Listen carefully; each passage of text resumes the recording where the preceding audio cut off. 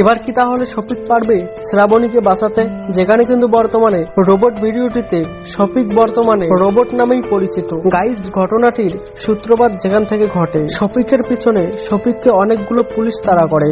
তারপর শফিকের সামনে একটা গাড়ি আসে, সেই গাড়িতে ওঠার পর একটা বাক্স পায়। সেই বাক্সে ছিল একটি রোবট। কিন্তু শফিক সেই রোবটটিকে ফেলে দিয়ে সেই বাক্সের মধ্যে শফিক ঢুকে যায়। আর তারপর থেকেই শফিক রোবট নামে পরিচিত হয় সেই ভিডিওটিতে। ভিডিওর 1 নম্বর পার্টের সবার শেষে আপনারা দেখেছেন শ্রাবণী ফাঁসি দিতে যাচ্ছে, তখনই শফিক দেখে ফেলে। এবার কি তাহলে শফিক শ্রাবণীকে বাঁচাতে পারবে? শফিক বর্তমানে রোবট, আর তার অনেক শক্তি থাকা দরকার।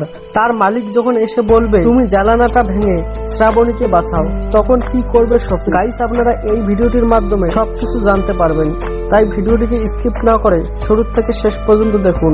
তার আগে যারা এখনো পর্যন্ত আমার এই ছোট্ট ইউটিউব চ্যানেলটিকে সাবস্ক্রাইব করেননি, অবশ্যই চ্যানেলটিকে সাবস্ক্রাইব করে পাশে থাকা বেল নোটিফিকেশনটি অল করে দিন, যাতে আমরা এইরকমই ভিডিও আপলোড করলে সবার আগে আপনার ফোনে নোটিফিকেশন চলে যায়। আপনারা রোবট ভিডিওটির 2 নম্বর পর্বটিতে দেখতে পারবেন অনেক ঘাবড়ে যাবে শফিক, আর সে নিজে কি করবে সে নিজেও জানে না।